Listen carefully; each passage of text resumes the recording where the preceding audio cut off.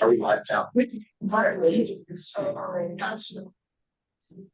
Well, hey, thank you everybody for your patience. We are going to get going here. We're about 10 minutes late, but finally got through our technology issues. So apologies on that front. I think we've got our folks online. They logged in. Okay, great. So we've got our members online, and Scott is taking roll to see who all is here, so we don't need to go around the room. But do just want to thank everybody for coming out to the Northeast Community Center for this meeting. It's in the heart of my district, so grateful to be able to have this meeting here today. I guess we will get going with our minutes for September 17. Can we get a motion to approve?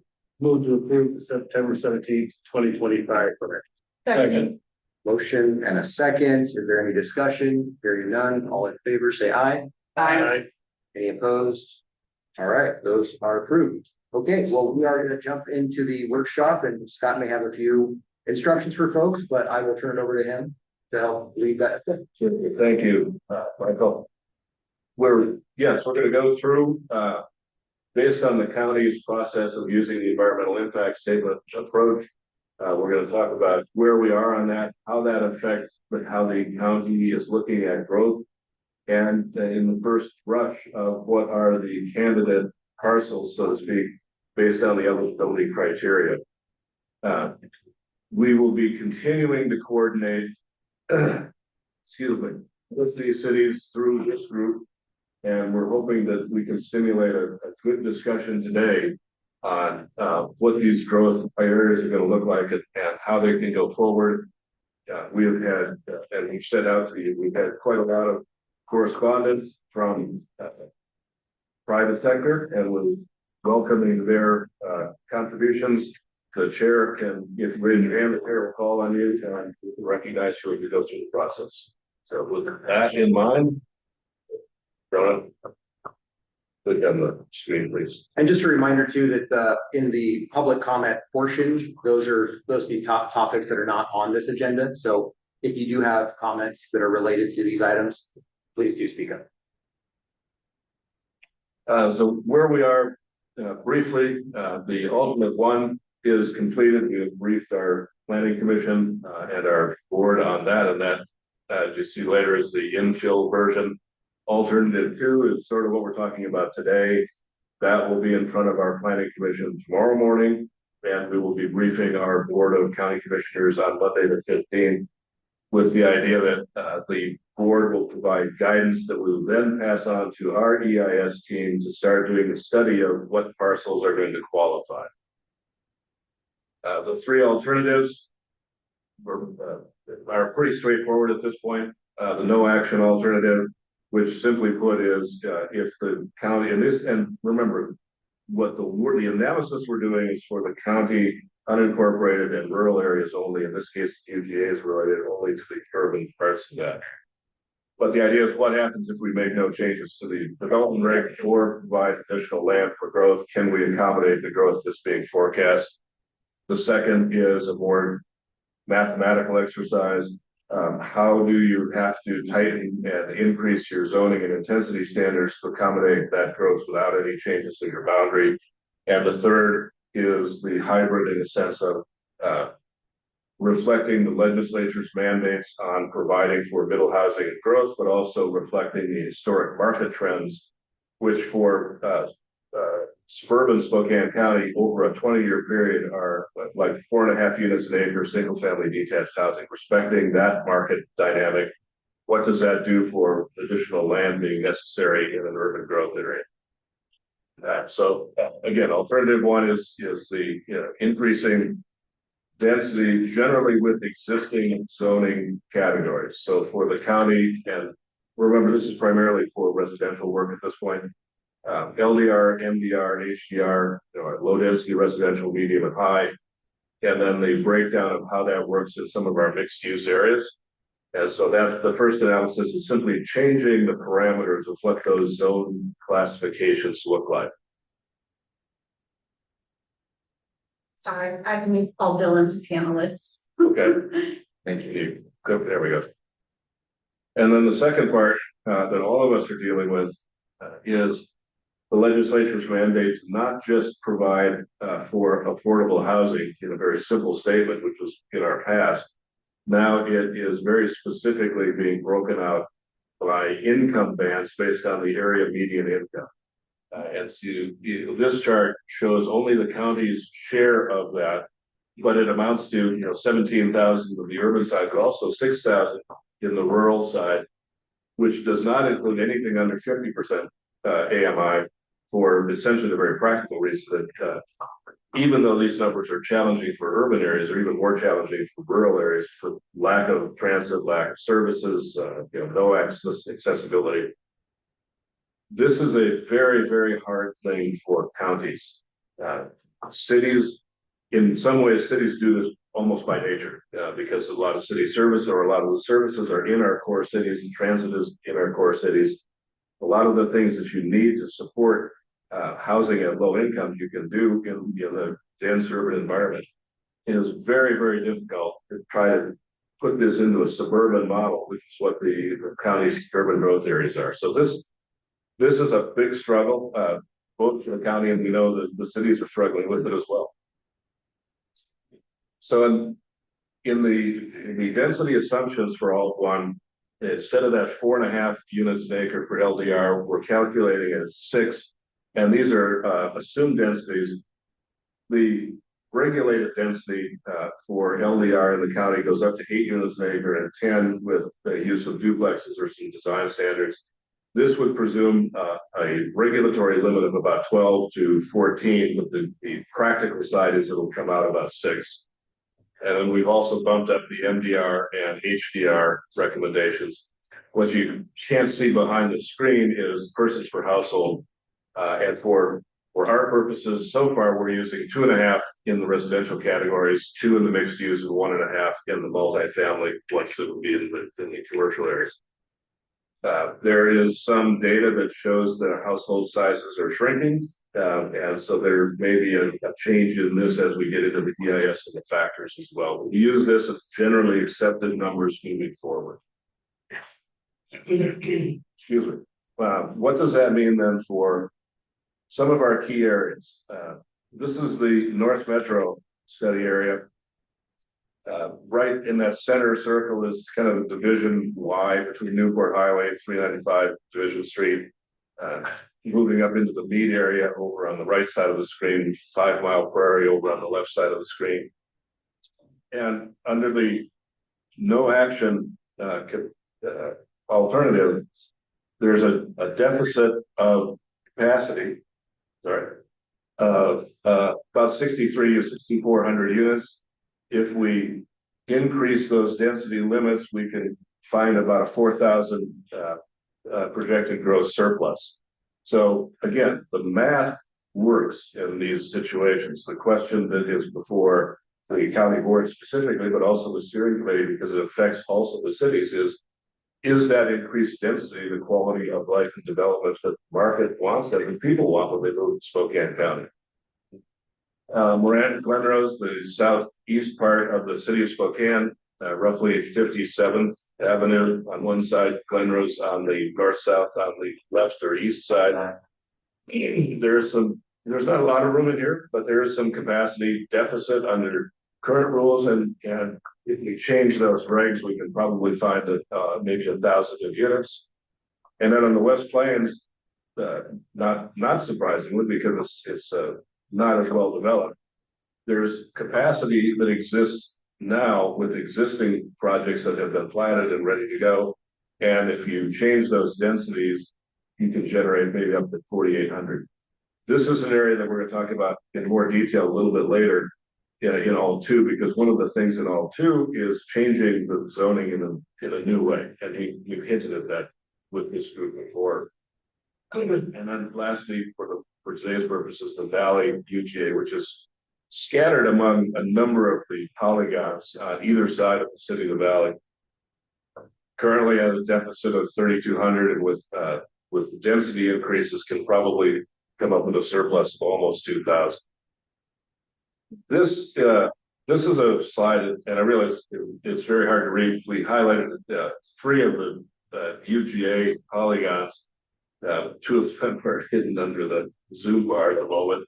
But the North Metro one is telling. It has the highest projected growth of any of the UGAs that are looked at in this separate role. And as you saw in that previous slide, it has the capacity of about 5,000, and then that deficit of 6,300 plus, and then if you turn the density increases up, that's about 4,000. The Valley shows that similar basis, and then the West Plains shows the surplus on either side. What you can see in the last columns, though, is generally speaking, while there's room in some of the other UGAs, there's a net shortage of 6,000 units that we can find up to 16,000 surplus if we simply increase the densities to a larger number. That said, moving on to all two, there's a couple of components to this. One is creating new zoning code, and we're proposing a two-part version of that. One's called neighborhood residential, the other called neighborhood commercial. Generally speaking, we're proposing a neighborhood residential, which is they're both mixed uses. One focuses on residential and allows and encourages small business and non-residential uses. The other is a more commercial zone that encourages attendant residential for walkability and things like that. And then the second part of that is potential expansion parcels. So the guiding principles of that neighborhood zone, you can't really see it, but it talks about mixes of use, providing a range of development opportunities or a range of architecture, if you will. Single family detached, single family attached, townhomes, stacked flats, fourplexes, up to maybe 9 to 12 unit multifamily. So modest multifamily, all existing by right in a single zone. When we think of the kind of bottom line from the legislature of GMA is pushing cities and counties to do everything you can to stay within your existing urban growth areas and increase your intensities to do so. If we don't think that we can do that with our market history, this neighborhood zoning allows us to take what's an LDR zone, bring in higher intensity uses, and try to live up to at least the spirit of that GMA anticipation. And so it's like I said, flexible. The guidance is there, and then like all of us, we're reacting to the two House bills, 1220 and 1181, the climate bill as well. One big advantage the neighborhood zoning has is right now the suburban UGAs are for the most part residential class. 40, 50, 100, 200 homes all platted in one place. They don't have a mix of use because the code doesn't allow it. But in this case, if you've got those mixes of uses, you're creating real neighborhoods that in effect you're almost creating small villages. That will have some, we don't know what the quantity is yet, that'll be the EIS, but that'll have some impact on people not having to drive everywhere for paper towels or for milk or for entertainment. And so by nature, this will help our climate effort to keep vehicle miles traveled and greenhouse gas reductions because we simply have less trips going longer distances. So as you all know, the layers in the GMA are very complicated, but we're trying to start pulling those things together. So these are kind of the standards that we'll start looking at moving from comprehensive plan goal and policy language into regulatory code writing language. And so, design standards, small scale intensities, Those of you that have studied performance zoning or form-based coding, this is kind of hinting at the fact that we're not separating things by use anymore. We're combining them in terms of general intensity and how they interact with each other. So that small scale neighborhood office, that could be white collar, it could be dentists, lawyers, accountants, architects. It's not going to be a machine shop. It's not going to be a beer distributor. It's not going to be something that makes noise, vibration, light. It's going to be something that has a job base that is generally compatible with a neighborhood. Some of the more challenging ones, at least for the county's never thought about this. The city has done quite a lot of progress moving this direction, but rather than continue to have lot size dimensions and lot specifications and building dimensions for setbacks, height, we're saying this zone should have the flexibility with design standards, but not necessarily with setbacks. So letting the market, letting the idea go, and especially as we've learned with the price of land changing so dramatically in the last few years, let's talk about eliminating lot sizes altogether and see how that can react in the market. Criteria then for parcels to add land to an urban growth area, should that prove to be warranted, came from several criteria. The WAC has two major criteria in it. One says simply that communities, counties, cities, anybody planning under the GMA should do everything they can to meet their growth requirements within their current boundaries.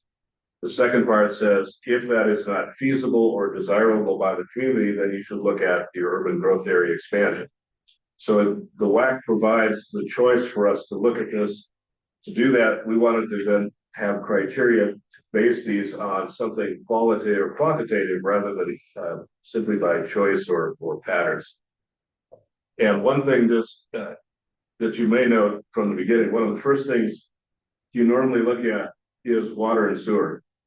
We decided to start with sewer capacity, and we talked with Liberty Lake Sewer and Water as well as our own county facilities and said, for the county's purposes, can we handle as many as 50 or 60,000 new residents in this 20-year period?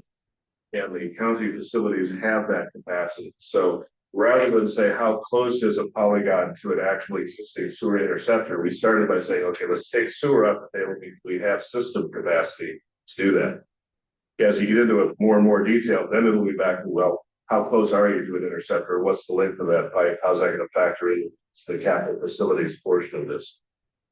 But these were the required criteria. Had to be next to or coterminous with the existing UGA, had to be somewhere with the transportation factor. We chose 10-acre parcels as a starting point, and it had to be essentially free of critical areas that are otherwise prohibited from building.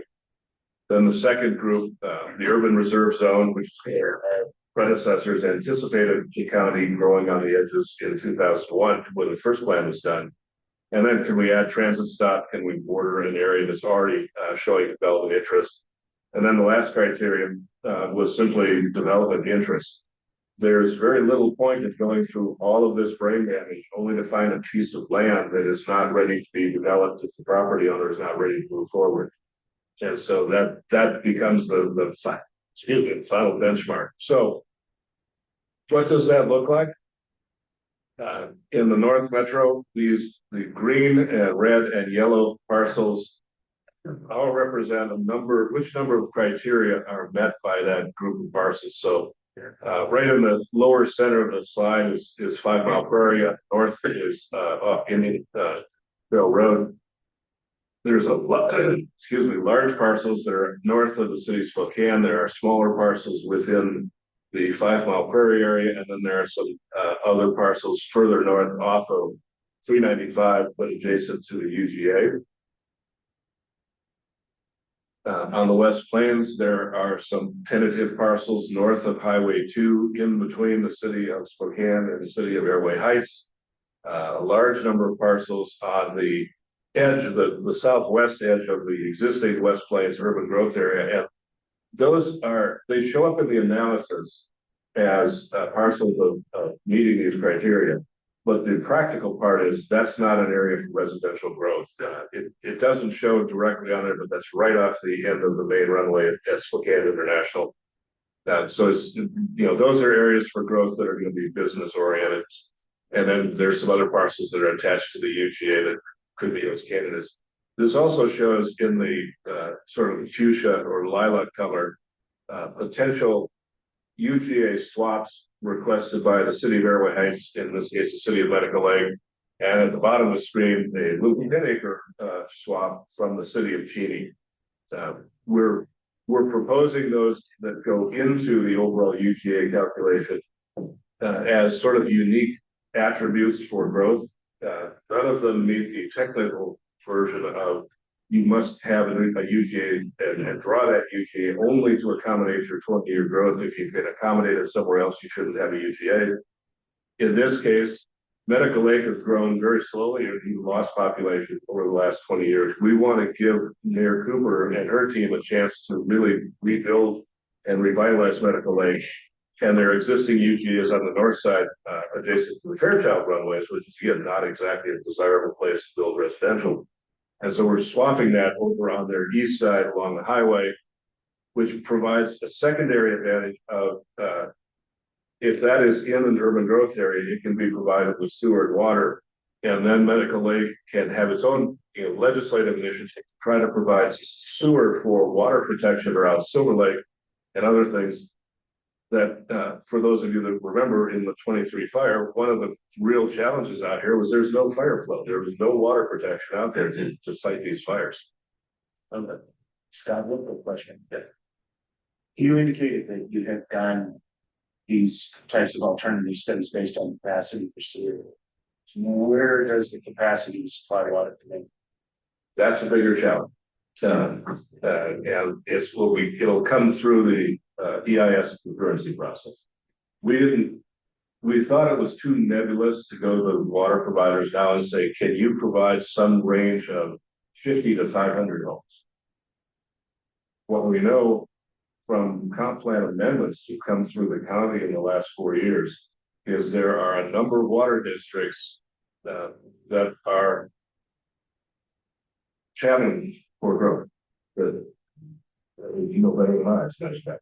And so that's something we have to tease out in the CIS process. I just want to bring that up because I'm not sure how many of the electeds in here are aware that just recently Department of Ecology sent out a agreed order or a consent order that districts that are purveyors that are in the Spokane Valley Rapid Prairie Aquifer now have to provide metering data directly to Eastern Region water resources for ecology. And ecology is going to very much begin to analyze how much water each of these purveyors are actually taking out with respect to their right. And so a lot of purveyors have taken some liberties as to how they are providing water and not necessarily meshing up with what their nameplate certificate says. We're talking just numbers. We're not talking overall amounts of water that are detrimental to the aquifer, but you have a water right. You're supposed to stay within that right.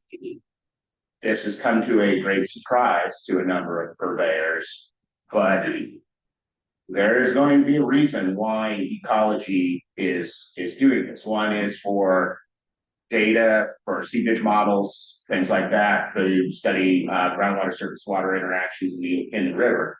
But the other is to help purveyors comply with their water rights, providing technical assistance or basically trying to get folks to their capacities versus what they are allowed.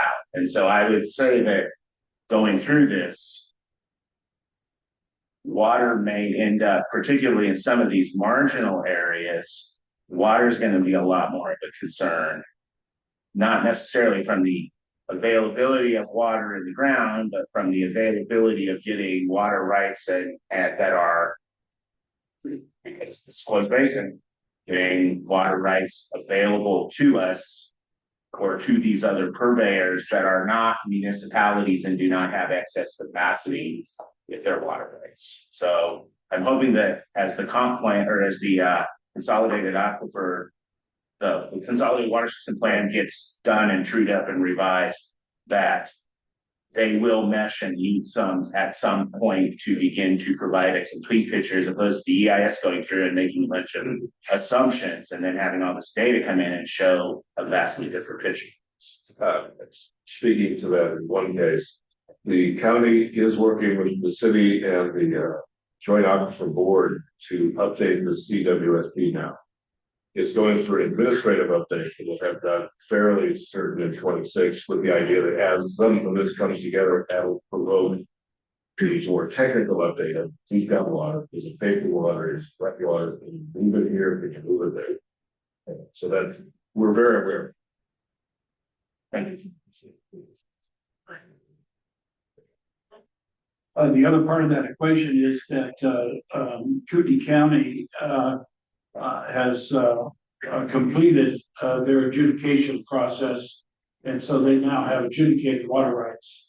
And the state has been reluctant to adjudicate water rights on our side of the line. So that puts us at a disadvantage from a regional standpoint with regard to our regional competitors, the Kootenai County.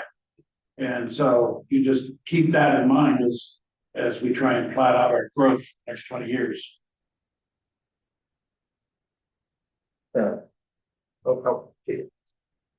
I agree with you, Commissioner French. I think the third part of the equation is permitting exempt wells. I think we have a lot of use of that. If you look at Google Maps, you can see the amount of acreage that a permanent exempt well can irrigate is about an average lawn.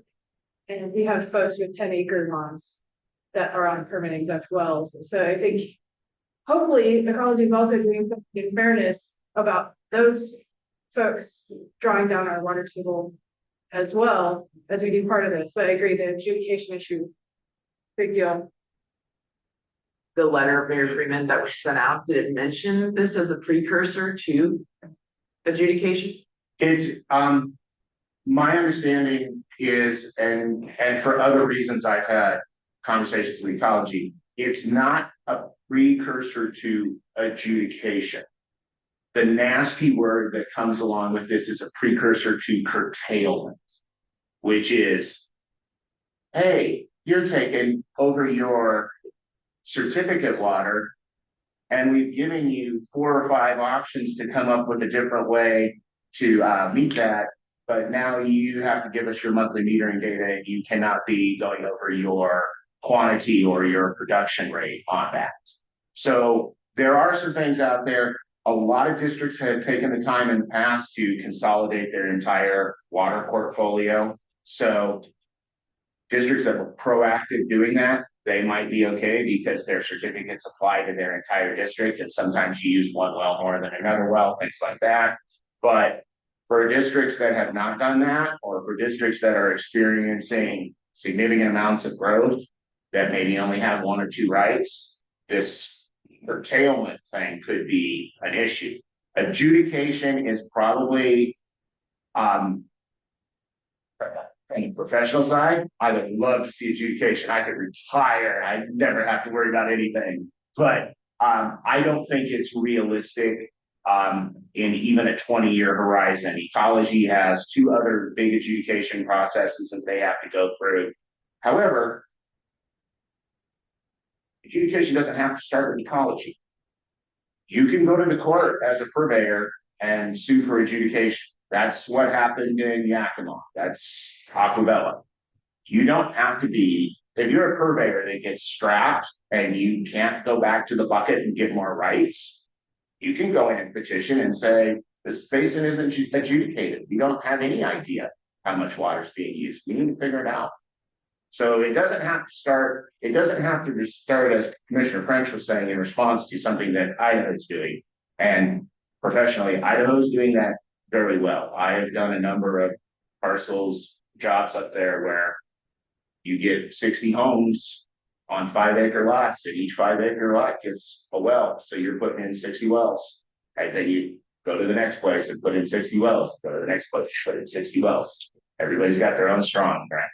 So Idaho's busy doing that, but here we could do it just because somebody needs water and they don't feel that everybody is doing what they're supposed to be doing and petition the court for starting the process of adjudication.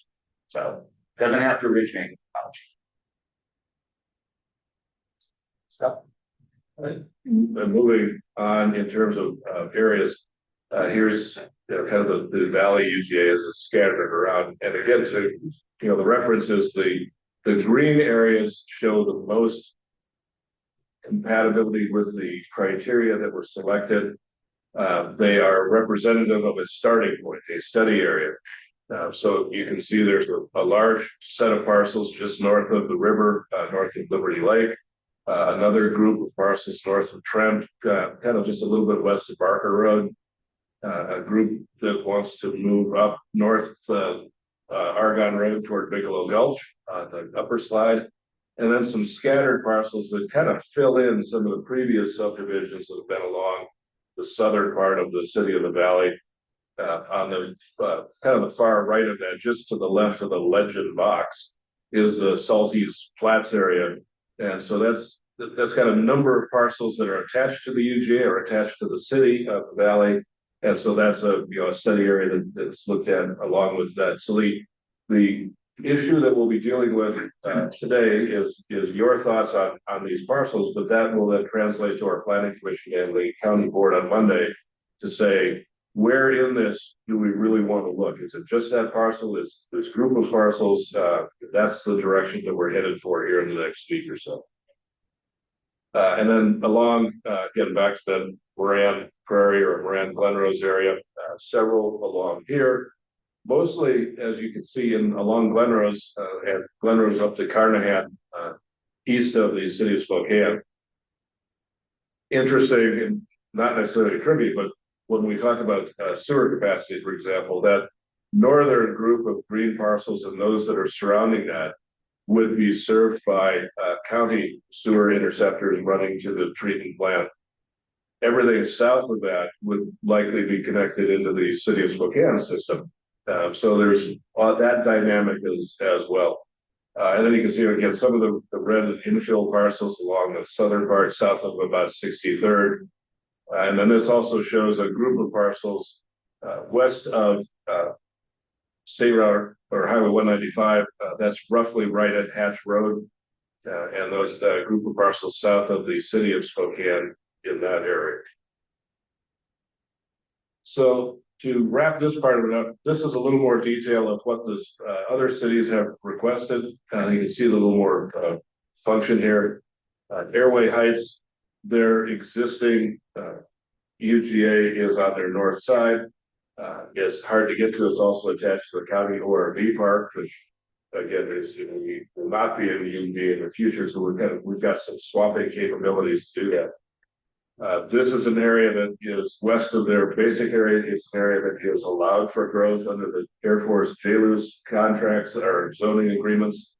And so we think they can, we think it's a legitimate request to push forward.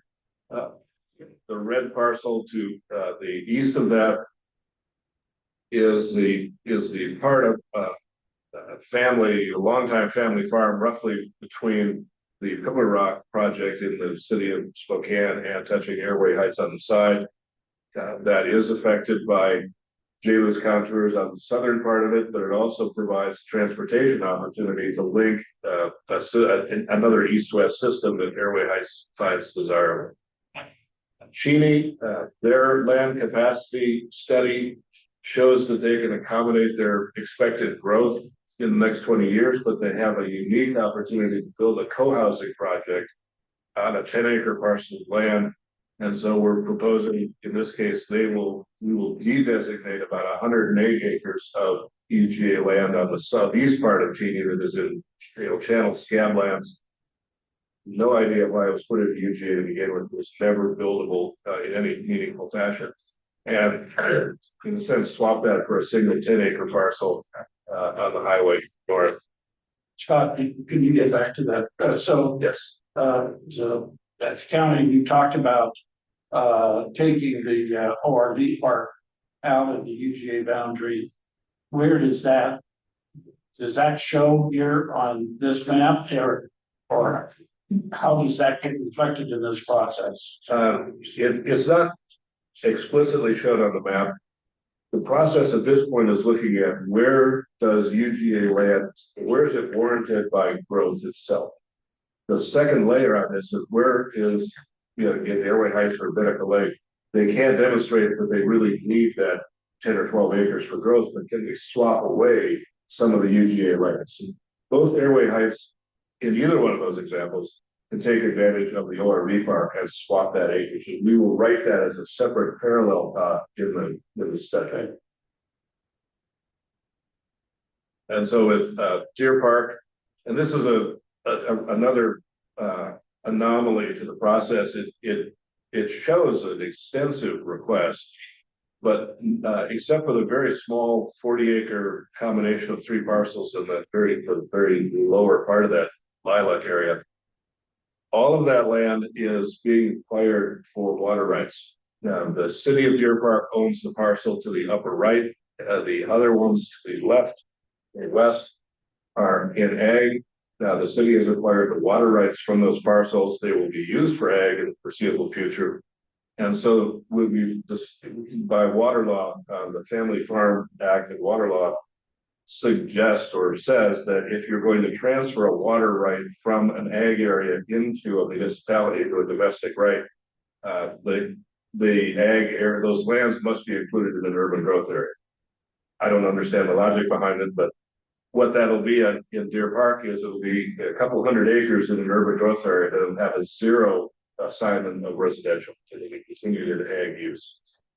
And then Deer Park is also de-designating their urban growth area to the west of the highway, reflecting the very practical part that it's very expensive to push utilities under a highway to develop that. And then finally, Medical Lake, as you talked about, you can see the gray area on their northern side where their existing UGA is, and it's kind of a diagonal where Fairchild Runway is. This makes more sense for a whole bunch of reasons, and so we're going to push that forward with Mayor Cooper and her team. They will also de-designate this kind of orphan UGA to their southwest that was put down at the edge of the state hospital property. It hasn't shown any interest in developing it in 20 years. So where do we go next with this group? And here's what we're going to be trying to work through with our planning commission and our board over the next week or so. What you saw on those parcels, even just the green ones identified, the red ones, is almost 3,000 acres of potential land that qualifies under some part of the actual eligibility criteria. We can't justify growth in the 3,000 acres by any of our formulas. What we've done is, if we did, we hinted at this earlier today, if we kept our historic growth pattern of 4.5 units an acre and left our densities generally alone, it would suggest somewhere between 300 and 400 acres of additional land would be used, filling up the UGA and then this additional land. So we see that as an outside limit of plausibility. We can defend that as a reflection of growth.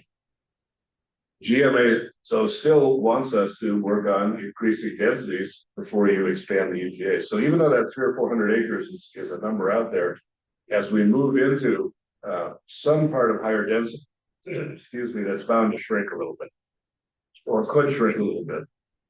But having the 2 bookends and this compromise in the middle gives ultimately the board a chance to make a decision that's defendable in the EIS process, and therefore we could take that forward to Commerce and adopt a plan.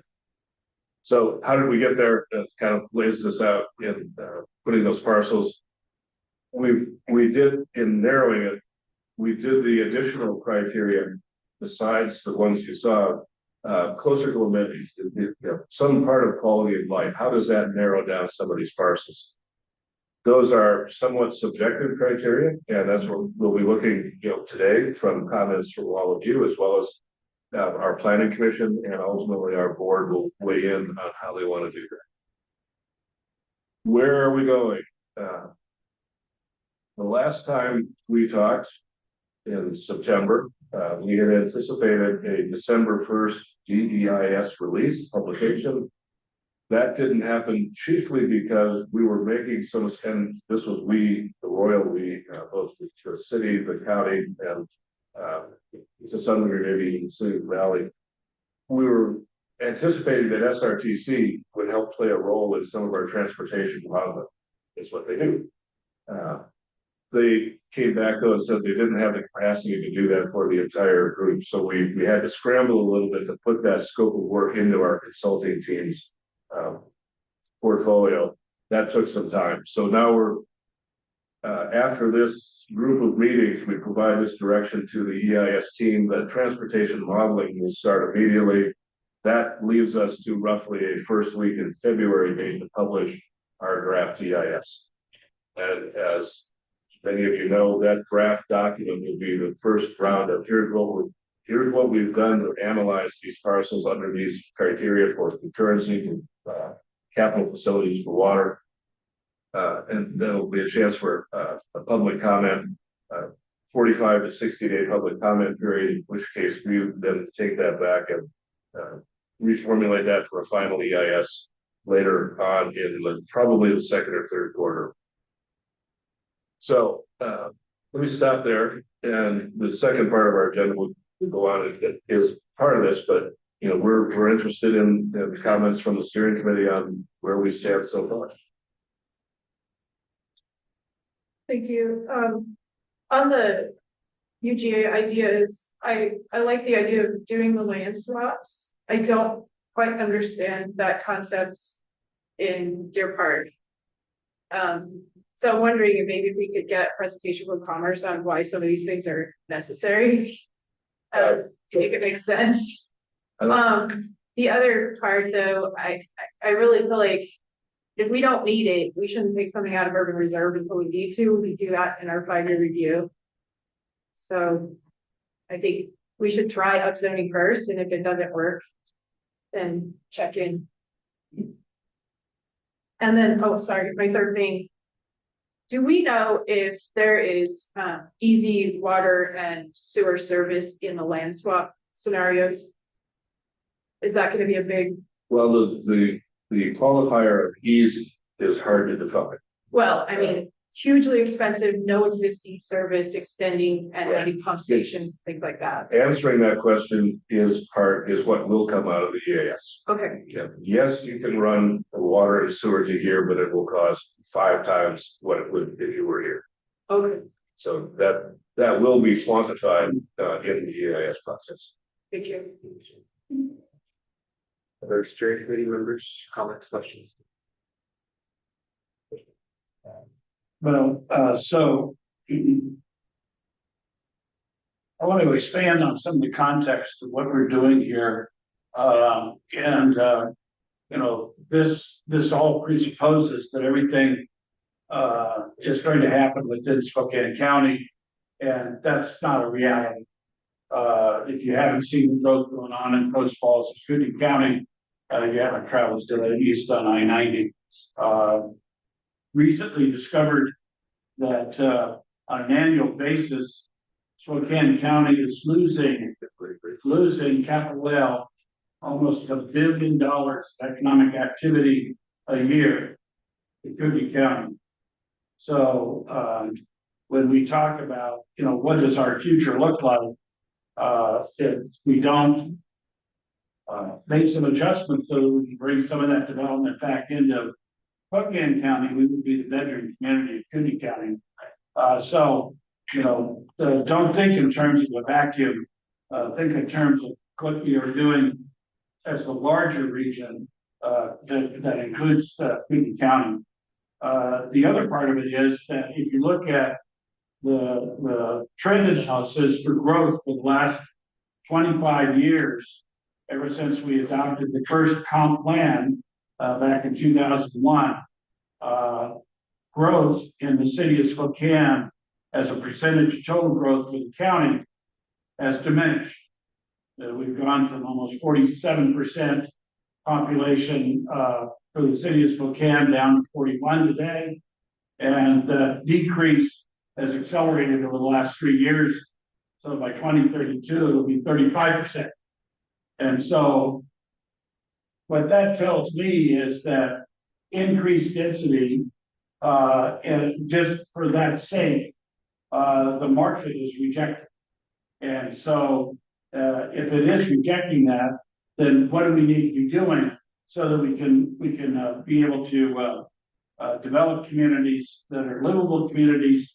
I love the neighborhood concept and being able to integrate that into our growth strategy. And if you need a better idea of what that looks like, take a short trip down to Boise and the Treasure Valley area. They've been doing this for many years. The other thing is that just increasing density in the state of Washington, when condo development regulations have not been restored to the previous levels, means that what we're doing is we're increasing density through rental property. That flies in the face of the Growth Management Act that says you've got to provide a pathway for affordable housing. And affordable housing, if not in a condo, it's got to be some other metric. And that is a real challenge in the state of Washington. I don't think there's a single county in the state of Washington that's achieved affordable housing to the level that they want. And so for all of those reasons, I just want to share that, you know, this is a broader conversation than just what's happening within the county's boundary. You know, when we adopted comp plans back in 2001, there were several assumptions, one of which, like from the city of Spokane, there would be an increased density growth because of infill development. And then it took them 21 years to develop the regulations to allow for infill development. And I can tell you as a property owner and developer, we're not there yet. Even though you're allowed to do four lots, 4 units per residential lot, 250 square feet, can't economically do it on an infill development process. And if anybody wants to look at the numbers and the challenges, we have to share them with them. But so we need to be much more realistic about what we're going to do for the next 20 years. Otherwise, we're going to become the bedroom community. Thank you. Thanks for bringing those things up, Commissioner French. I just really want to flag because the condo regulations are terrible, and there's going to be a bill this year. So please, if you care, watch that bill. We're also doing another bill to improve the Park with People program, make it more usable. We've done a lot of incentives in the city of Spokane, but they are brand new to encourage infill. So as those come online, I think we will see an increase in development in Spokane, but we still have to keep hacking away at some of those state regulations that make it difficult. And condos are a huge one for me. I've been hearing about it for 20 years and it hasn't really moved. So I would love to see that bill pass and get us going in that direction. I respond to that for a minute. Yeah, real quick, and then we've got somebody online. So there's several in this room that have been campaigning for improved condominium development regulations for many, many years. And until the other side of the state comes to the table and recognizes that that's part of a growth strategy, we're not going to make any headway and stuff. So it's really controlled by the other side of the state, not ours. But I will share with you, and I've made this comment a number of times, is that if we adopt policies that do not provide a pathway for home ownership, for those that got as much gray hair on the roof as I do, you remember back in the 50s and 60s, where there was a policy where lenders would not lend to communities of color for home ownership.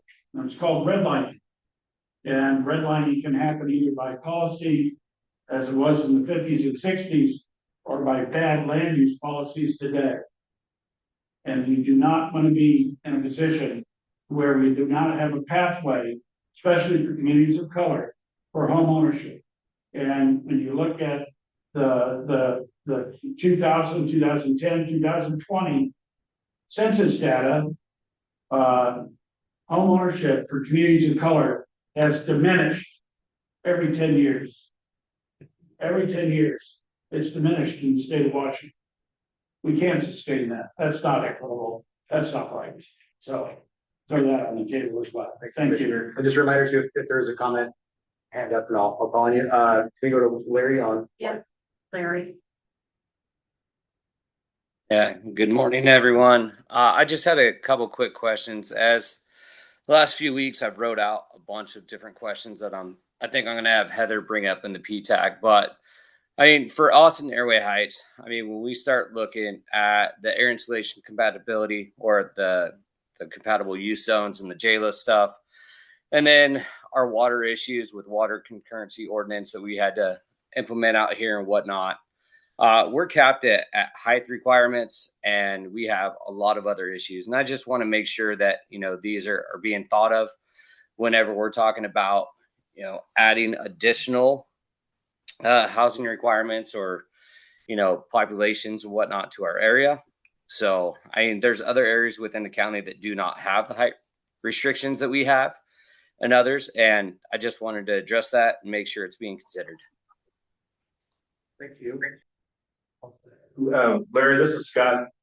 We have had many conversations with Heather about how the county can support Airway Heights, because we understand very well the constraints and restrictions that surround the city, not just the Air Force, but the mineral extraction on the east and north sides. The city of Airway Heights has just a lot of challenges for growth, and we are very aware of those. And we've made a commitment to your planning office. We will help ameliorate those in any way we can.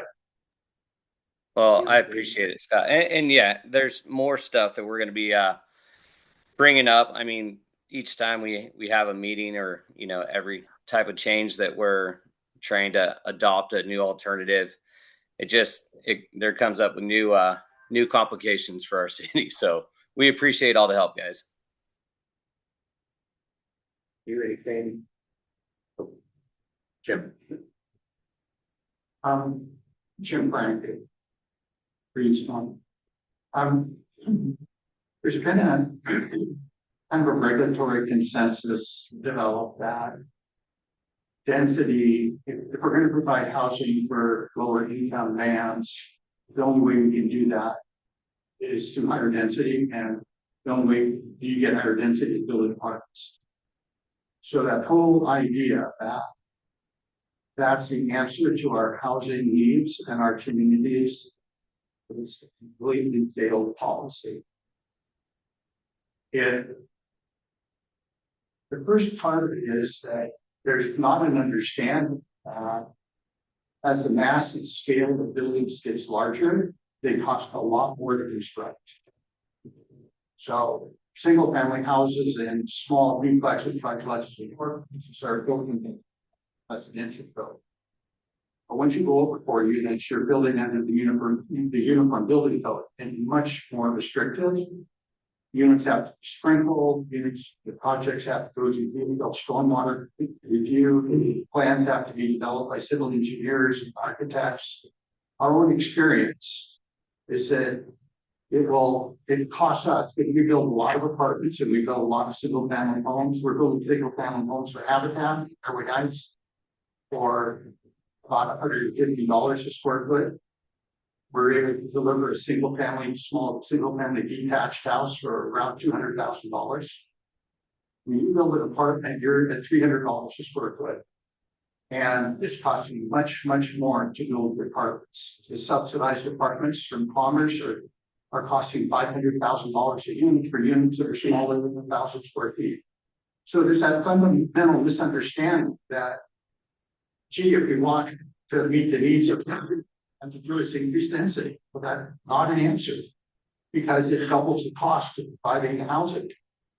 The other thing that's not understood is that, and the reason these density numbers are are so far off. And historically, all of these codes that you're operating under are very suburban. And they have minimum lot sizes. And there's no way to modify the minimum lot size without going into very complicated, expensive, long-term processes. So developers like us, we do what you say we can do. And you say we can build big houses on big lots, so that's what we do. We'd like to build small houses on small lots, but you tell us we can't do that. You cannot build small houses on small lots. The project we're doing for Everett Heights took us 3.5 years to get approved, so we can put a small cottage house on a 3,000 square foot lot. This is outrageous. And so part of this whole idea, the whole basis of all of this needs to reflect the reality. You can achieve higher densities in single family residential developments if you will permit it. And when you're able to build on a lot of 3,000 square feet, that's a net density of 15 units an acre. Well, that's the net density of your medium density residential zone. So there's other ways to do this, and it isn't simply by increasing density. And I really congratulate and respect the work that the county's doing with the neighborhood zone, because you need to have neighborhoods that are walkable. And walkable neighborhoods do not happen if you don't have services close to where you live. And the reason you have suburban neighborhoods with no walkable services in them and they're not walkable is because your codes don't allow it. That's the only reason. And so I really hope that this process is not in narrow scope, not narrowed in scope in the way that has been outlined here. There has to be a lot more nuance in terms of how our communities are developed. And it's not simply a question of whether we keep the density the same or we increase the density. Not the answer. Jim, do you have your hand up? No, okay. Hi, my name is Daniel Leroy. I'm the Director of Government Affairs for Habitat for Humanity Spokane. We work with Jim and Freestone on many projects around Spokane County. And I just wanted to piggyback when we're talking about different options here. When we're looking at the income bands that the state has outlined here. We provide affordable homeownership opportunities for families between 50 and 80% of the area median income. And we're able to do that. And we want to make sure that as we're looking towards the income bands that the state is aspiring, that homeownership is counted as one of those viable opportunities. We provide that for our community every day. That's what we do.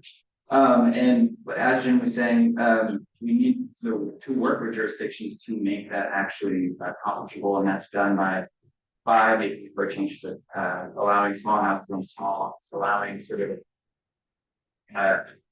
making it easier, making it as easy as permitting rentals of the permanent ownership, and sort of deregulating sort of the setbacks and different sorts of regulatory requirements that make ownership products much more difficult, much more expensive to build. We can simplify these jurisdiction by jurisdiction and make sort of that 50 to 80% AMI ownership product a lot more feasible for our community. That's something that really needs to be considered when we're looking at the income. So ownership is, if possible, an income band. It just needs to be done in partnership with jurisdiction. Very legitimate. Oh, I was just curious. I had a question from Mr. Frank. If you had the ability to build regulation free, but using good sale, good business, what is the lowest price? We throw out $200,000 home. What is the lowest price for a good home you could get on a single family home? What is that, like, is there such thing as a $175,000 cottage home, $150,000 cottage home? We can, a lot of this is, it depends on the land price. Understood. You can build that house for $200,000. That's what that house that we delivered. In their case, they haven't had to have lots that were priced at $50,000 because the county donated the land to them. And so all they had to do was have the construction cost. So they're delivering those to their customers for around $250,000. But today, the land cost in Spokane County for a 5,000 square foot lot. We just did an update on the survey. It's $135,000. $135,000 for a small lot. And that's because there is no inventory. That's because you restrict supply so severely that land prices have significantly escalated. And so they're lower in Coogee County. You don't pay that much for a lot in Coogee County, and you can deliver the product for less. But we could, I believe that we can deliver if the regulatory framework didn't seriously restrict land. And if you provided the simple process for subdivision, we could deliver houses for $325,000, which is what people are paying for a rundown house in West Central. Else. My name is Eric Lyons. I'm Chief Operations Officer for Happy. Thank you for the opportunity to assist. I'm just going to speak from a home ownership. Can you speak a little louder, please, just so that Mike can catch I want to speak from a home ownership perspective. So growing up in Spokane, I'm 55. When kids think I'm really old, I still think I'm young. But like the opportunity for home ownership, it's extremely important. And it's just that it's being really pushed off of the map for people to be able to buy. 81%, I read a study that Isaiah had that 81% of people who rent want to buy the can. And just that ability to small houses, small lots, serve more families. When we take in all the codes and all the things that stop us from being able to do that, parking, setbacks, green space, I looked at a lot that was 4 city lots and they wanted 1.7 million. Can't build affordable housing on them. Can't buy them. Can't be able to build houses.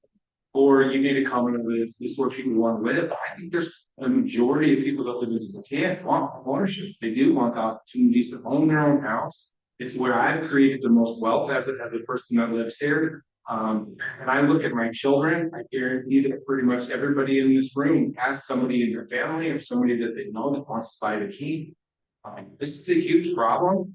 Al talked about it. It is something that we absolutely need to address in this, at least. What can we do to incentivize builders to relieve barriers to make it easy for people to actually invest and come back in the city and build houses and in the county? It's extremely hard for us. Jim talked about 225,000 units, and those are partnerships, whether we've created with the county on land or we've created with Spokane Valley on land for us to be able to build. Then we get that land, get the code side, and the code says, I only built 6 houses. I got an opportunity to build 30. I want to build 8, but I can only build because they say I have to build. And it just it makes it really, really difficult for me to be able to serve the people that live here. And I want to serve the people that live here and provide that opportunity for people to be able to own their house and not rent it. Right now, it's just being pushed into that apprentice. And your average building in Spokane is $425,000. That means the cost for a loan on a house is close to $3,000 a month. That could only be 30% of your income. You have to make $10,000 a month to qualify for an average loan. That's not sustainable for the people who live here. We have to do something about it. Okay, one more, and then we are going to move on. We've still got a pile of comments for our public comment period too. I just wanted to piggyback on that. I'm born and raised in Spokane too. And my brother and I, we have 39 acre parcels up on 5 miles that we'd love to sell for development, but we can't because of the current zoning that's allowed exactly 1 house. These urban reserve, 1 house for 20 acres. So 39 acres, we can sell it from 1 building site. I'd love to see that developed, but we can't. Unless something changes. Well, in this analysis, those parcels are the ones that we're looking at for study. And in particular, the 5 mile parcels, in this particular case, it's up against 2 emerging subdivisions that are currently not in the urban growth area. They were platted and entitled in the 1990s. Our predecessors at Spokane County Planning sent an expiration letter on those years and years ago. developer brought them back to the hearing examiner, and the hearing examiner found that because they had a counter-complete application that they had fully vested, even though they had expired. We thought it was kind of a complicated ruling, but it brought them back to life, and those will be in the UGA as a result of the settlement agreement that the county ultimately negotiated with Future Life and others. Some of these parcels that don't show being next to a UGA will be, because they will automatically be on the map. So there's some nuances to this as it noodles its way forward. Will that take us into the reconciliation? Yes, and that's the next important part. Is how do we know what we've got for a sample for availability land? What does it look like? The challenge we have at the county is balancing all that with the cities as well. From the very beginning of the Office of Financial Management population estimates to use of commerce and the HAT tool to lay out the income bands for housing. Every city has its own process for working its way through that and has come to their own conclusions on what they can support through their land capacity analysis. The EIS process is what generally teases out of that the concurrency issues, capital facilities, transportation, schools, fire districts, water, and yet they're all underway. Because they're underway simultaneously, the county doesn't have the knowledge, doesn't have the exact knowledge it needs to be precise in making its own determinations for growth. We have to make some assumptions and guesses. We're all on the same timeline for approvals, which is, the clock is truly ticking now. It's a year from today, December of 26. We have to be done. And that's including the 6-month extension the legislature gave us. So what we're suggesting is a process that's used in Snohomish County and King County, and defined in the commerce is provided guidance on this. It's called target reconciliation. And what it generally does is it allows for a tool for all of the municipalities in the county to come together and reconcile all of our development assumptions after the fact. So it's not exactly a desirable approach, but it gives us a chance. It gives us a tool to use if we're adopting plans and then it turns out they don't quite align. PTAC, the planning group, did talk about a version of this early on, which is the idea of doing the housing allocations or population housing allocations in the first round, then starting to do that adjustment and analysis, and then coming back to the second round of doing that. That was a process described to you, the steering committee, a couple of years ago, and that process was I don't want to say abandoned, but it was deemed to not be timely going forward because we were all feeling the pressure to move this thing forward. That leaves us in a potential area where we're not able to be in agreement on these things. So this is a process that would be adopted by the county board. It would be part of the countywide planning policies. We are introducing it today. We talked with our PTAC colleagues about it. There was not really any support from the cities to move this forward. And yet the county feels strongly about having this tool available if we need it as we get to the end of our process. And so there's no decisions today. We were introducing it to you. We're welcoming your comments. We realize it's probably something that's hitting you for the first time. There will be more information about this coming out. This will be a topic for the January steering committee meeting. And we hope to have a recommendation to go to the county board at January or perhaps March. I don't know if this was a part of the PTAC consideration. Maybe somebody PTAC through or somebody can speak to it. But my understanding is to go through this process, good or bad, would take a substantial amount. Is that accurate? And is that a concern? It is a concern. It could. I mean, if there's not some agreement to mesh our assumptions together, there could be disagreements that ultimately have to be resolved through the steering committee and board of county commissioners.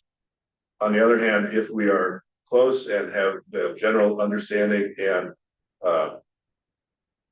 acceptance of the methodology used to get to those numbers, it may not be that difficult. The goal certainly is, as we understand more, and for the county's part and probably the cities, the DEIS process is gonna start to provide a lot of illumination on this. If we can put the DEIS group together and look at especially the two big cities of the county and say, how close are we? We should be able to reconcile this before we adopt our plans.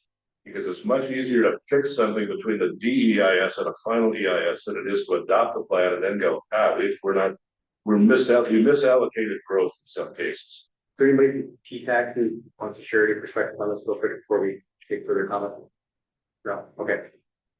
So Scott, for municipalities that have completed their LCAs, Yes. what is this? Nothing. This does nothing, while the LCA provided guidance on what cities could hold in their capacity using their development rights as they see fit. The EIS part of it is what starts to add the capital facilities to that, the analysis part of that say, well, here's the mathematical number we said we could accommodate. It turns out our infrastructure says we can only get 2/3 of the way there. That number then helps the county understand where all that growth has to go. But it doesn't affect the land capacity analysis at all. The county has no interest in challenging the land capacity analysis. That's a municipal decision. I like the idea of having a discussion about the infrastructure impacts and the capital facilities impacts of our decisions, like somewhere in the process. So I think that makes sense. I think trying to go to a whole buildable lands theory, I feel like that horse is left farm.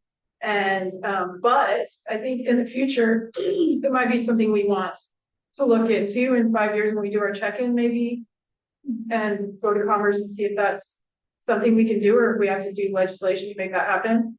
But I'm really glad to hear you say you're not interested in recalculating our land capacity analysis. So I'm wondering what the goal is for doing this beyond, like, is it how are we going to pay for the infrastructure, or is it where should we do which land swap, which makes sense for water and sewer? I mean, I think those are questions we should discuss for sure. But I think there might be interest down the road in trying to have a buildable land strategy, but we don't have the experience with that. And I don't think we have the expertise on board right now. And I think we're way too late in the process, but super interested in having that capital facilities discussion. I appreciate those comments. We, through PTAC, have had some early discussions about buildable lands. The county really believes that we should use that process in getting ready for our 5 years. Our county is too big and diverse to not be using that level of analysis to this, because some of these challenges we've got are now could have been handled in a different way if we went through the buildable lands approach. It may require legislation, but in the other side, if the cities agree to participate in that way, we could get started at any time and start moving in that direction. This is designed though to give us a tool that at the end, if we're not agreeing on how much we can actually have in the cities for growth, the county wants to be very careful that if there's growth that can't be accommodated, it's either reallocated through the process again, and where everybody has to agree to that, which means everybody has to almost start over in their projections. And that becomes very messy. But if we don't have the tool, then we end up with potentially invalid set of plans. We could have the plans that are not coordinated among themselves, which is a GNA requirement. The county worked very hard to come back into compliance for the last 4 years. We are committed to having a plan that is in compliance going forward. And we don't want to take the risk that we don't align with our cities. So that was the other part of the question that I had was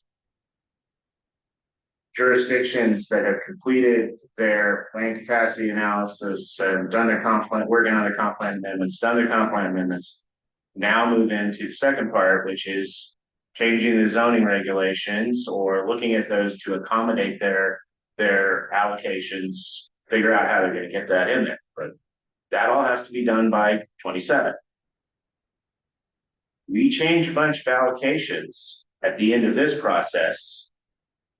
There are jurisdictions that will have already done all their zoning changes then we get to go back and do everything again, or? Only if there is a discrepancy, and that would be, if the zoning changes is a statement policy. That would be, if the city council says, yes, this is the density limit that we are comfortable calculating for our neighborhoods. The county has no beef in that, but can you actually achieve that? Do you have the infrastructure to double the number of housing units you have in a certain area? Some cases, if the answer is yes, great, we're done. But if the answer is, well, maybe not. Maybe these 6-inch pipes in the street can't handle 48 units on a block. And so then that's a level of service in your capital facilities assessment. The community has to make a choice. Are we going to invest in improving the capital facilities to keep our level of service for this amount of density, or do we change the density to match our level of service? And if you change that density, where does those extra units go? And I would say that if where I think, I know Millwood's done and moving to zoning. I think you guys are done and moving to zoning. I think Liberty Lake is done and moving to zoning. But if we get new allocations and we've done all this other work and we've moved through, and there's a big difference. I think all of us know and most of us know there's a big difference between doing comp plan amendments and then actually coming to people and saying, okay, this is your new minimum lot size, and watching everybody lose their minds because now they think they're going to have, this is where you get citizens come in, things like that. And so you move through that, and now you've got additional allocation that has come out of this process. A lot of us have gone through and are working to accommodate the allocation we have. And so I would be very concerned that there is the possibility to have new allocations that have to be sucked up by jurisdictions that have already gone through along the zoning process and adjusting their codes and everything like that. That's, I think, from the PTAC side of things, what I heard from my planner coming back to me, that was that the allocations are set. People are moving through and moving into development regulations, and that's kind of. We've got a comment over here real quick. I'm down the same line, but our safety services and established neighborhoods that have probably seen some stability in certain school districts, fire districts, police departments. And we talk about water, sewer, even power grids right now is stressed. Look at a neighborhood school and then start adding capacity on lots that the school's already stable. You could have a possibility where you're overrunning that neighborhood school with extra kids. And our birth rates are down, but as more people move in, it's going to continue to bring school age children into our housing and developments. That's just a concern that I hear with the infill and changing densities in establishing neighborhoods. Councilor, let's get you next step. As at one point about land capacity and when all take below, there's two things that we have that protect us in this process in our countywide planning policies. One is our market factor, which gives us a cushion of what we're calculating. We already did that for a lot of land just based on the market factor. And the other thing is the 5-year check-in. If the sky is falling, we can change our allocations then. So just want to put that out there and kind of avoid this like last minute run to change everything when we don't necessarily need to do that. We're looking at a 20-year projection. Yeah. So 5 years in, it's not going well, we can fix it. Let me repeat something that we said early on in this process. And it's two parts. One, we agreed that the county would be a better planning partner with cities than it had been in the past. And having been on both sides of the river, it was particularly important for me to do that in our department. The second one, though, is while the cities have the independent authority to do this, we've said from the very beginning, the county is going to check your work because the county is on the hook liability-wise for that plan. And if the county board adopts a plan and there are inconsistencies that we're aware of and we haven't addressed, It will be appealed and we will lose the appeal and we will risk being out of compliance. So this is a tool that we can use if we need it to go back and check that work. Scott, is your belief that if one jurisdiction's off, that will affect the entirety of our? It's a matter of scale, because as Katie mentioned, the market factor, 30%, that's a big number. That can absorb quite a lot.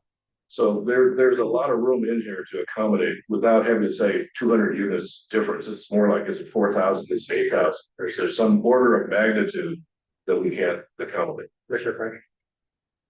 Yeah, having been involved in this process back in 2000, when we adopted the comp plan and we had jurisdictions that had grandiose plans of what they wanted to do with part growth that never were achieved. We're not going to do that again. Not going to develop a comp plan based upon your dream. We're going to develop a comp plan based upon what you can actually build, what you actually support, with regard to capital facilities plans. And so, yes, we are going to hold you accountable for your projections. We're not going to go through a 21-year process to develop infill development regulations again and lose all that development capacity that could have happened somewhere else in the county. I come back to the county is losing almost $1 billion of economic activity every year. Every year. We can't afford to do that, folks. We've got to be much smarter about what we're doing. Okay, anything else on this? I'll just point out that Commerce is usually the one that's traditionally checking our work, and they're kind of a neutral third party. I think we should acknowledge that we do sometimes have kind of some competing interests in these cases, so that's why we've historically done. And again, in the introduction to some of the documents that were set out, we included the Commerce Guidebook on this process. Yeah. Guys, is there more on this? No. Okay. That's it. Oh, Commissioner? So I guess I would like some more information about, I read through the packet. And so they gave this example of Snohomish County doing this target allocation, but as I understand it, I don't really know what buildable lands counties are, but I would like more information at a future date on that, because I believe those counties already have interlocals where they created a body that oversees all the planning work between jurisdictions, and I don't think we have that here in Spokane County. No, we don't. For the most part, it's Puget Sound Regional Council. That is the umbrella organization, and they have multiple or shared countywide planning policies that have multiple counties in them. We don't have that, and because of the unique nature of Spokane County, it doesn't really seem reasonable, because you get Stevens County, Lincoln County, Whitman County. They're very different. They're in our commutership. They come in for jobs and things, but the coordination is almost one of highways, and that's about it. But the buildable lands analysis would give us a chance to better look at how do you really find land for 50 years of growth instead of just this 20-year horizon. Having said that, what Kitty mentioned, the 5-year check-in is finally a brilliant addition to the planning horizon, because it gives us, and that's a good market window to understand what's going on in the market. It says 3 to 5 year interval, so that's going to help us a lot. All that said, though, our responsibility to the county is to make sure there's a compatible, consistent, and a plan that is in compliance with the Growth Management Act. If we see that there are challenges at the end of it, this is a tool that at least brings everybody back to the table and said, okay, we've got this thing now. How do we do this reconciliation? Very good. Anyway, I'm interested in the concept Absolutely. of the buildable lands. I don't know much about it, so love to know more, but I do hear what Mayor Freeman and other cities are saying, like they're working, And they're remember, getting stuff it's done. order of and magnitude. Yeah, That's trying the to issue here. It's not 100 units or 100. go in reverse is where it's at. Is this something that we could build into plan and say during period between now and the initial 5-year review, we'll do this reallocation analysis, and we all commit as jurisdictions to come back at the end of that first 5 years? That is entirely up to you, the steering committee, to make that recommendation to the county board. Is that Is that by, Commissioner French is worried that, and you, what, rightly so, that we are going to have the potential to have issues with commerce and be out of compliance and not do the things that in the past where jurisdictions said, hey, we're gonna build all this stuff and then never do it, all that stuff. Does that fly with commerce? If we make these commitments and the plan says, hey, we're gonna do this now because we may need to get somewhere else, we may need to get buildable land, county? Sure. From, at least from that process perspective, Mayor, by putting this on the table and starting a discussion, you can bring commerce into that conversation. Now, they sort of know about it. We talked with Melissa about it before we started the fucking step. So it's new, it's a challenge to what we're doing. It has some implications that are negative as well as positive. We don't expect everybody to jump on board today. It's more like, let's start talking about this because it is a process that Congress has defined. It's not something we're making up out of whole lot. That's Phil, right to your hand. Yeah, I just want to make sure if I understand, you heard talking about developers and but we have a significant housing type facing, so urgency is something we need to make sure we're doing smart. I'm not advocating for not doing smart, but we need to be very accurate with what we're trying to do, make sure we are addressing a huge crisis. We got homeless situations with all kinds of issues. This community is facing low incomes and I think household incomes. And so I think every jurisdiction, I understand putting up 5 years, great, but that we don't address the city problems in 5 more years. And so we need to be active and proactive as we can at this point in time. I understand, we've got challenges, but I think this committee, we have to come together and make some changes. What we did do for 20 years didn't work. I mean, the projections for 20 years ago, I was there in 2001. I sat in those meetings, told that the city of Spokane, especially, was going to make all these big gains. Guess what happened? Didn't happen in 20 plus years. Those zoning changes they promised in 2001 never happened. So we're in the situation we are today. The other flaws we did in 2001. Sounds like the says, let's keep going where we were. And I think we're just gonna stay in the same spot. We don't make changes. I think some things are happening in the city. I do think it's in but I think we are making some changes, but we need to be more aggressive than we've been doing. Thank you, Joel. Not seeing anything else. Really quick, I think it's very important that we have an understanding of what exactly we're doing and when throughout 2026, particularly as we try to get all of this work done before December. And so I don't know if there's interest, but would love to entertain a motion if there is to establish a work plan for 26 that we could approve at the January meeting. And I can work with Scott on putting that together. And within that too, I think it'd be important to maybe identify some public comment periods on some of the things that we're considering. And so I don't know if there is interest, but if so, would love to entertain a motion on that.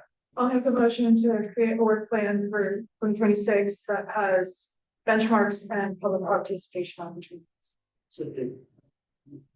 Motion and a second. Do we have any discussion on the idea? Concerns or questions? Commissioner Fresh. Yeah, going through a process to, my guess is it's more designed about the reconciliation. I just want to remind everybody, this body recommends to the Board of County Commissioners, it's ultimately the Board of County Commissioners going to make a decision. And so again, we're the ones that are going to be on the line to hold everybody accountable. If you have problems being held accountable, maybe you ought to look internal to the work that you're doing and whether it is defensible or not. If you're very comfortable about defending the work you've got, then this shouldn't be a problem for you. But if you're not, then maybe that's a different conversation. So, thank you. For comments, seeing none. I think the matter is more about wasting time than defending our work. We can go there, but if it's necessary. Okay, on the motion, all in favor, say aye. Aye. Aye. Any opposed? Thank you. Any opposed? Okay, that would be. Okay, if there is nothing else for this, we will jump into our public comment. And I'm guessing some of these are probably gonna broach into some of these areas, so we'll try to be as accommodating as possible on that to get everybody's comments. So we'll start with Sean Elston.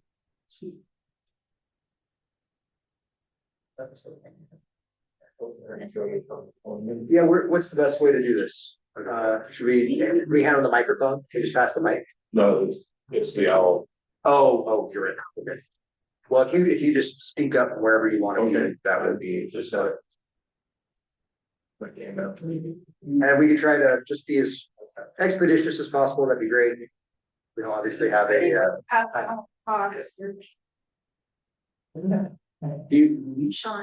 Sean, yes, we can pass those out if you want to. Okay, all right, perfect. Good morning, my name is Sean Elston, and I wanted to piggyback on the comments earlier about the need for more land. Obviously, as people move into this area, many of them are seeking single-family homes, and thus the need for more land. My sister and I own property up on 5 Mile. These are 2 parcels that are just under 80 acres apiece, and the handout that I gave just kind of highlights under the previous criteria that our parcels had met all 7 of the criteria for inclusion, which is the second page of this handout. The third page is a map that they put out, color coded to show that in our case, the lime green shows that we met our parcels, met the criteria. And the next 2 pages are just arterial roads, the county arterial map and the city showing that we're within a half mile of the arterial. With regard to the criteria that was put up on the screen today, our parcels meet 6 out of the 7.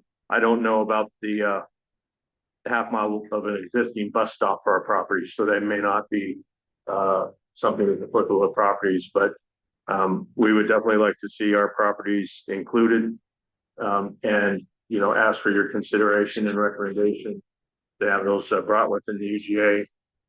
Our parcels are immediately between the Lennar parcel to the west, which are being brought into the UGA, and schools border the eastern side of our property. And with that, I thank you for your time. Thank you very much. Appreciate that. Next up, Darren Watkins.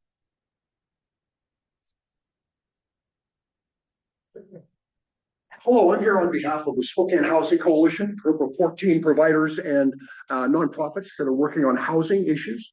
And the consensus from that group is very clear. We need more housing. We need more housing now. Now, you have seen some numbers from Commerce. I want to tell you something about Commerce that you need to be very concerned about. For 40 years, those projections from numbers have been bad for Spokane County.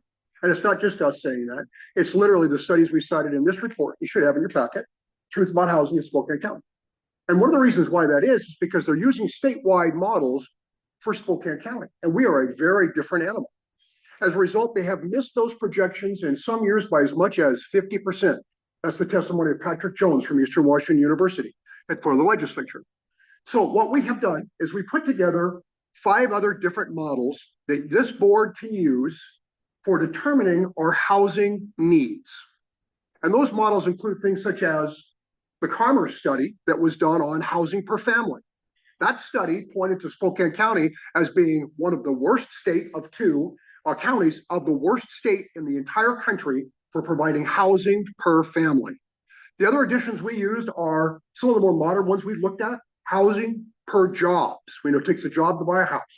Housing per families. Housing per preference. We have market numbers that'll tell you what people want to buy and what they are buying that goes back 35 years. And I can tell you right now, it has been a flat line. 67% of the people in your community want a 3-bedroom, 2-bath house. They want it for a price point they can afford.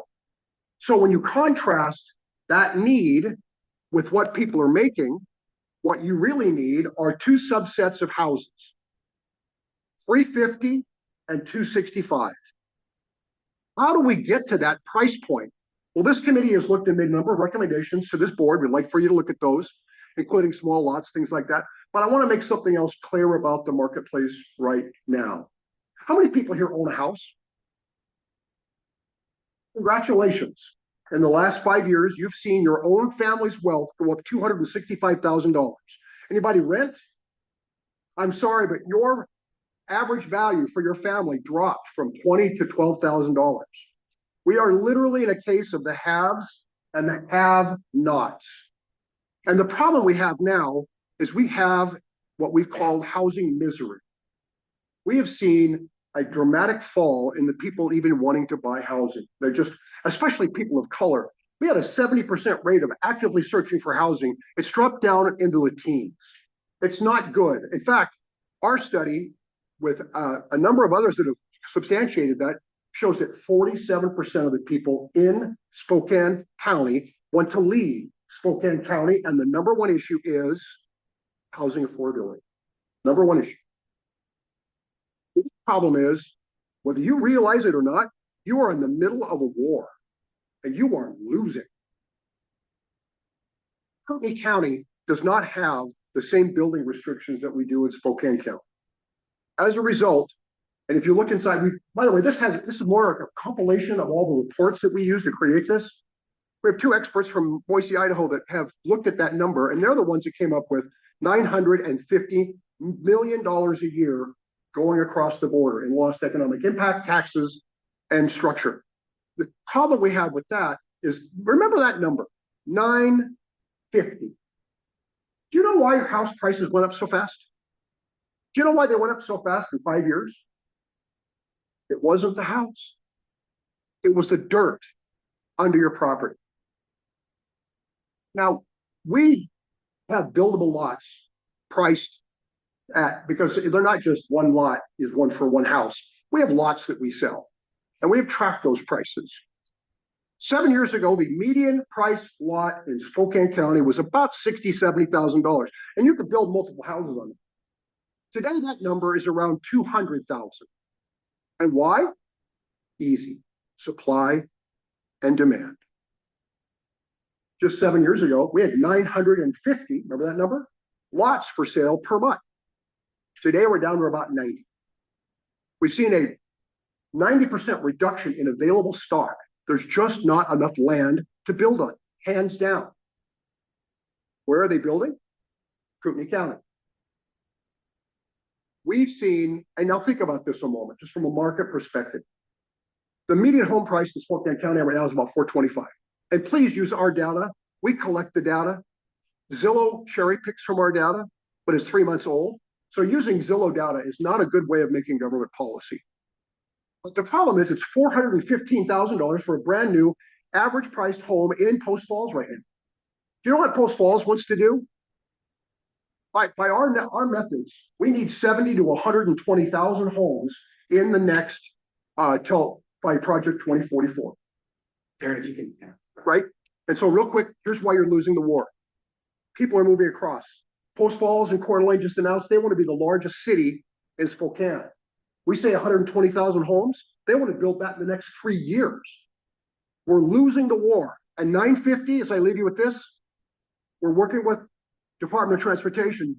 That's how many metric tons of greenhouse gas are being produced every year by cars. If you've driven the 990, you've seen it. Think about those numbers. 950 million gone, 950 lots reduced to 90. It's all about supply and demand. Please look at the alternative methods that we've looked at for how many houses we need, what price we need, and where they need to be. I appreciate your time. Thank you, sir. Thank you. Next up, Peter Hagan. Again, just if we can be as expeditious, we don't have an official time limit, but we're really trying to, I'll be the way we can go through. Good morning. My name is Peter Hagan. I'm the Regional Land Acquisition Manager for Hayden Homes. We're a large private home builder in Spokane. We've been here for over 20 years. We build throughout the Northwest. Our primary challenge right now is a limited supply of land. There is a high demand for single family homes, and the competition for land is just intensified. We've got new builders in town and a limited supply of land, and the prices have just gone up. This affects affordability for our residents. And over the last 3 years, our average lot price has increased by 44%. And this speaks to why there's a lack of home ownership for our residents. When we evaluate land for potential development, we're typically looking for 5-acre pieces or bigger. The approval process is the same, whether a tract yields 12 lots or 100 lots. 5 acres would usually generate about 30 lots for us. And these larger parcels are really hard to find. The scarcity is forcing us to look at the outlying areas, and it's even pushing us into other markets, as has been said before. There should be a reasonable process in place to allow land to be brought into the UGA as the market demands. This would create sustainable growth within the growth pathways and also limit urban sprawl. Creating a mechanism to open up more land for development would stabilize land costs and provide more opportunities for home ownership in a region that desperately needs it. As the comp plan develops, I encourage you guys to look into land availability, specifically developable land availability, and what the effects that has on home ownership and affordability. So I appreciate your time. Thank you so much. Jim Frank.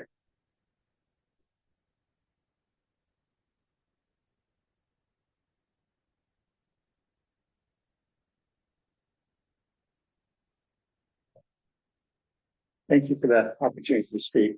I don't want to repeat what I said earlier. A lot of the land capacity analysis that have been done have not reflected the true availability of land. We've got these categories of vacant land, underutilized land, undeveloped land. They're all kind of complicated. You would think vacant land would be simple, but it's not, because the assessor doesn't. If someone owns 2 or 3 lots together, the assessor puts all the value on one lot, even though there's assessed value on the other lots. But it gets considered as vacant because jurisdictions don't have the time to go through 10 or 20,000 parcels and determine whether there's actually improvements on the parcel or not. They simply rely on the assessor's data. A lot of what's been classified as underdeveloped land is actually being used by the business for one thing or another. Sometimes it's a church parking lot. Sometimes, in our case, at Kendall Yards, we've had our parking lot for our businesses classified as underdeveloped. The idea is that somehow, someday, we could put a parking garage in there and build over the top of it. But this is like theoretically possible land. It's not reasonably available for development land. And so that's part of the problem, that the actual land capacities that jurisdictions have are being overestimated, grossly overestimated. And you put that together with the idea that you simply can't solve this problem by building more apartments. It is not good for the people that are living in our communities today. They're pushing back on those apartments. Those apartments are creating problems for school districts. They're creating transportation problems. We don't have the infrastructure within cities to deal with that kind of development. And it's created neighborhoods that people don't want to live in. And so I hope that in this process, we can be realistic about the land that's available and that we create the kinds of neighborhoods that we want. And that doesn't mean that we give up on the growth management goals. And we've got mixed use developments that we've done at Kendall Yards and out at Liberty Lake, where we've been able to actually document actual traffic volume reductions. And when you have services within walking distance of where people live, we're seeing reductions of traffic volumes of 30% over what would be estimated for a residential neighborhood. Just by having mixed uses, you can reduce traffic volumes by 30%. That's more than you're going to achieve with any transit system, more than you're going to achieve with any transit system. So you can achieve these goals of growth management, but it's not by increasing density. And you need to look at neighborhoods like West Central, and you actually need to reduce the density in that neighborhood. Half of it's classified as high density residential, and it's all developed as single family houses. And yet you're calling those single family houses underutilized, thinking that they're going to be torn down and replaced with apartments. That's terrible policy on every level. And so I urge you there's nuance that has to occur in this. If there's going to be capacity for housing, we're going to have to be much more careful about the land capacity analysis. Thank you. Doug? Yost.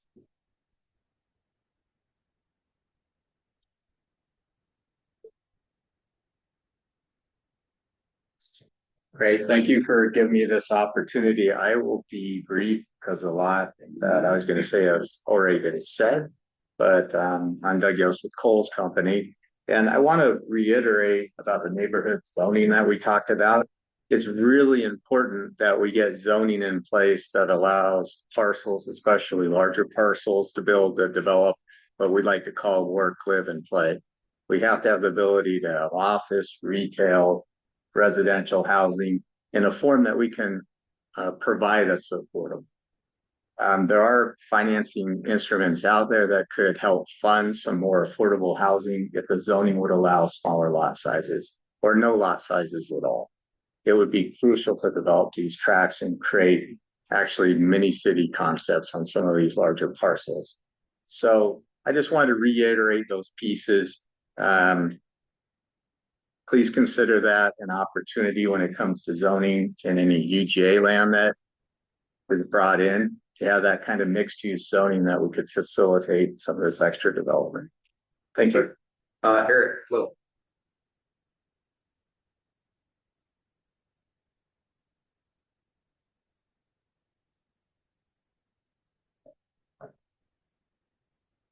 Thank you, Mr. Chair. My name is Eric Stranahan Lowe. I'm the developer behind Cougar Cliffs, a 166 acre proposed development in Latah Valley. It's directly in the path of residential development that has occurred over the last 30 years. Our property is directly in front of, or would consist of, a frontage road planned to go all the way from Inland Empire Way to Hatch Road, expected to be funded by 2040. Development of our property would fast track and reduce the cost of the southern portion of that series of frontage roads.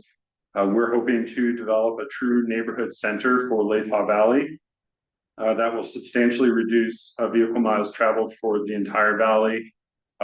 Even more so if we accomplish our goal of acting as an anchor for transit service in the future. Our hope is to build every type of residential property that you can think of: condos, apartments, cottage courts, age targeted housing, and single family. And yeah, we really view our property as the future of the valley. I've met, presented to very briefly to the Latah Hangman Neighborhood Council. I've met with the president of the Eagle Ridge HOA, and next week I will be meeting with members of Citizen Action for Latah Valley. I'm really trying to address a lot of the concerns that are brought up by residents, including water access, transportation. Our hope is to facilitate traffic out of the neighborhood so it doesn't all go onto the existing Meadow Lane road. And we're addressing as many issues as we can. And I really appreciate you taking the time to listen, and hope that you consider us for inclusion when it comes to your recommendations to the Board of County Commissioners. Thank you. Thanks, Eric. Eric Lyons. Oh, Jennifer Rayner. Sure. And then last we have is Dan Wright.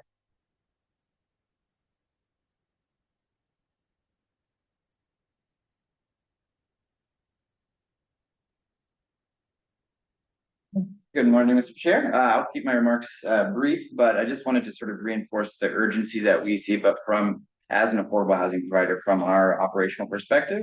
I started at Habitat for Humanity at 2019, right before the pandemic, and over the course of that time, we saw as a community our housing crisis go from acute to sort of emergent in the most desperate way. And over that time, we saw our own affordable homeownership. The interest in our affordable homeownership program, we went from sort of an ability to serve folks as they qualified to now we have a wait list that if we didn't cap our wait list, it would be at 4,000 households interested in what we provide, which is just sort of a, smash any record that our affiliates ever had. And we are just scaling up to meet that demand, but we know that we need to do so much more in an order of magnitude. And so this is all to say, our community is sort of in an incredible pinch right now. We need to sort of prioritize with urgency, finding a way to bring housing of all types online. But we think that ownership does provide a sustainable sort of final solution, especially affordable starter home, small houses on small lots, or different middle housing typologies that can include ownership, like townhomes or eventually fixed condos. These are things that will sort of provide a final stop for a family in a family's housing journey. And we think that's a very sort of sustainable, permanent solution to affordable housing. And so, as we're moving through this and considering the use of land and also sort of our local jurisdictions development standards, it's important for us to move with a sense of urgency. It's our community, and those working in our community have that sense of urgency. So thank you. Thank you so much. Okay, so that is everybody we've got. Is there anybody that we missed who would like to speak? Not seeing anyone. No, not really quick. I just wanted to add in a couple things. One, I was kind of trying to leave, but I just want to talk about some of this land that we're looking at. It's more and more difficult and more expensive to target some of the land that we're considering buildable. So I think we see this market factor, this panacea, and like, oh, I'll solve all our problems. And that's not how it works in previous iterations of this process. I just encourage you, it's really important that we get this right. We didn't get it right 10 years ago, and all of our friends and neighbors have paid the price. Our communities have paid the price. And so I want to encourage you, I know that it's a long process. I know it's nuanced. I know that we're down the road some in some of these things, but let's not lose sight of the people who are impacted by this. And if we don't get it right, our entire community suffers. And so I just want to encourage you and thank you, because it is a weighty responsibility. But we're here. We'd love to help provide real world examples, show you land. Maybe we'll do a bus tour. I think there's a lot of ways we can make sure that we do the best thing for all of our communities. To encourage you to keep that in mind as we proceed each process. Thanks. Thank you so much. Okay, our next meeting is January 28th, 26th. And then we've also got one scheduled March 18. Is that still subject to change, or is that firm? Well, I would say it's firm. Okay, so those are our next two scheduled meetings. There'll obviously be more beyond that. We will announce the locations hopefully soon. And then, is there anything for the good of the order from any committee members? Not seeing any. Okay, then we will adjourn this meeting at 11:01. Thanks, everybody. Thanks.